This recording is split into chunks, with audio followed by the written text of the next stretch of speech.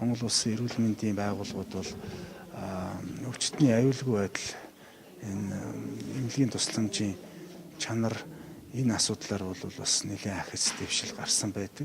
За орчин үед одоо өнөөдөр 21-р зуунд эмнэлгийн тусламжийн чанарын энэ асуудал дээр бол шин зүйл бас хүлээж байгаа. Энэ юу гэхээр иргэдээс ирж байгаа одоо хүсэлт, санал, гомдол энэ үйл юмнуудыг харж байхад бол бид бүхэн бас эмнэлгийн тусламжийн чанар аюулгүй байдал, за өвчтний аюулгүй байдал энэ асуудал дээр бол бас нэлээд одоо арга хэмжээ авах шаардлагатайг харуулж байгаа. Тэгээд бид бүхэн 18-аас 22 онд хэрэгжүүлэх одоо үйл ажиллагааныхаа гол одоо төлөвлөгөөг гаргаж байна. Тэгээд энэ төлөвлөгөөгөө эмнэлгийн тусламжийн чанарын асуудлаар мэргэжсэн хүмүүсээр хилцүүлж байна.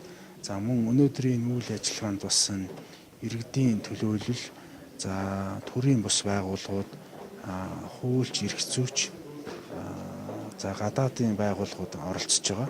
Тэгээ олон улсын туршлага ямар байдгийг. За бид бүхэн өнөөдөр одоо ямар байдлаар энэ тусламж үйлчилгээний аюулгүй чанарын эмнэлгийн тусламжийн чанар аюулгүй байдлыг ямар шалгуураар хэмжих юм, яг юугаар илэрхийлэх юм гэдэг энэ асуудлууд дээр илүү анхаарч одоо цуглаж ярьж байна. 2018 оныг бид нар ёс зүйн дээдлэх жил болгосон шүү дээ, эрүүл мэндийн яам. Тийм учраас бид нар ёс зүйн хяналтын хороонд одоо мөрдөгдөж байгаа бүх дүрм журмыг шинжлэх ажил одоо явагдаж байна. Өнөөдрийн одоо чуулганы нэг гол зорилго бол эрүүл мэндийн салбарын хот хөдөөнөөс ирсэн эмч эмнэлгийн мэргэжилтэд бид нар шинжилэн боловсруулсан дүрм журм хэм хэмжээг хэлэлцүүлэх гэж байгаа. Тийм учраас цаашдаа бол ёс зүйн хороо өргөдөл гомдлыг шийтгэхээс гадна эмч эмнэлгийн мэргэжилтийг соён гэгэрүүлэх тал руу илүү анхаарч ажиллана. Яг ерөнхийдөө бол ирж байгаа гомдол санал бол эмч эмнэлгийн мэргэжилтийн гаргаж байгаа харилцан хандлагатай холбогдолтой.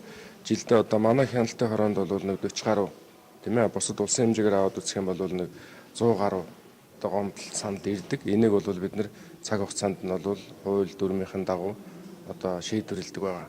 Тийм учраас бол цаашдаа бол энэ санал гомдлыг эмч эмнэлгийн мэргэжилтний ёс зүйн хэм хэмжээг мөрдүүлэхээс гадна үйлчлүүлэгчдийн өөрийнх нь бас дагаж мөрдөх хэм хэмжээг адилхан тэгш авч яваа гэсэн ийм бодлогыг баримталж байгаа. За энэ 2018 он гарсаар бол бас харьцангуй одоо говь алтай Улаанбаатарын чиглэлд онгоц нисэж байгаатай холбогдуулаад тусламж үйлчилгээний чанарт бас ахиц гарч байгаа. Тэгэхээр зэрэг ер нь бол эмнэлгийн тусламж үйлчилгээний чанарт бас ганцхан одоо эмнэлгээс гадна одоо бас бусад одоо нийгэм орчны хүчин зүйлүүд маш их нөлөөтэй байгааг бол бас анхаарах хэрэгцээ шаардлага байсаар байна. За бид нар одоо өмнө нь бас яралтай тусламжийн сургалтанд хамрагдаж байхад бас эмнэлгийн тусламж үйлчилгээг чанартай хүргэхийн тулд одоо бас нэг санхүүгийн одоо жишээлбэл алслагдсан бүс нутагт одоо онгоц буулгах гэдэг юм уу, нисдэг тэрэг буулгах гэсэн ийм одоо журмын яралтай тусламжийн одоо тийм журамд бас өөрчлөлт оруулах санал дээр бас ажиллаж байсан. Тэгээд өнөөдөр бас энэхүү чуулган дараа нэлээд олон одоо асуудлыг авч хэлцэж байгаа нь бас цаг үе олсон ийм үйл ажиллагаа болж байна гэж миний хувьд үзэж байна. Үүний салбарт төсөв бүрдэж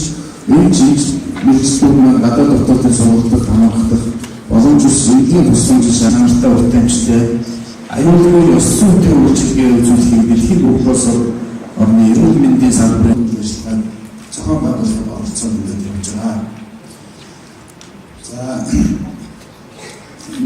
any universal health coverage unless we address and we work towards it. Чанар аюулгүй байдлын хэлцээр магадлалын тэмцлийн үйл ажиллагааны бодлогын зохицуулалтын асуудлууд харьяалагдж явж байна.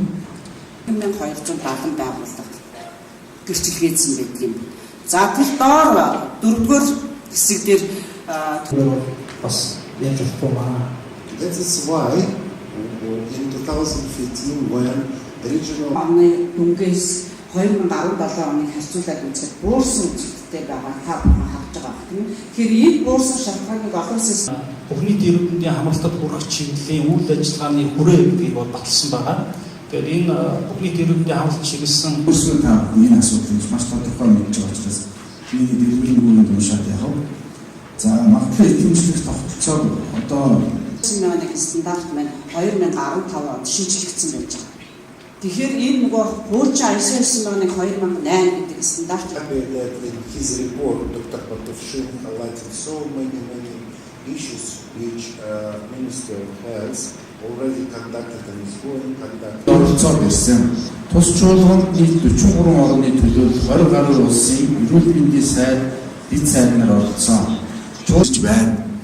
Энэ чуулганаар хэлэлцэх чухал асуудлын нэг нь манай эрүүл мэндийн байгууллагын эмч ажилтнуудын ёс зүй харилцаа хандлагын асуудал юм. Бид тусламж цаг алдалгүй шуурхай одоо шийдвэрийг хурдан гаргаж ирэх асуудал дээр саяны өнгөрсөн хэдэн саруудад бас олон ёс зүйн салбараар ажиллаж байна. Гэвч ёс зүйн алдаа эрсдэл сэргийлэх соёлын гүгээр үйл ажиллагаа хангалттай сайн хийгддэг байна. Цаашид ёс зүйн Энэ статистик тоо бүр гол одоо хүчин зүйл болсон гэж маш тайлбарлсан гэж байна.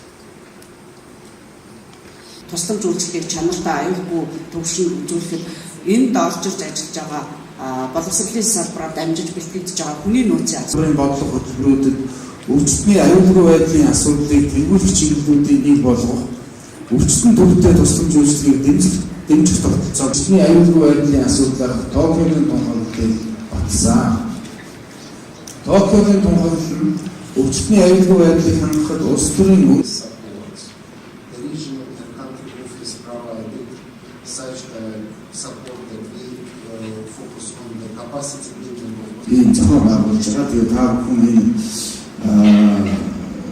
доод шатнаас эхлээд эрүүл мэндийн яам руу хүртэл одоо Айсосын маань баталгаажуулалтын хүрээнд өнөөдөр үндэсний итгэмжлэлийн байгууллагаас албан ёсоор уур чадвараа тогтоолсон итгэмжлэл чанарын чиглэлээр одоо нэгжүүд рүүгээ хандаж ажиллаж байгаа хамгийн анхны ажил юм байна. Тэгэхээр бид бас 10 оноо дутуу янз бүр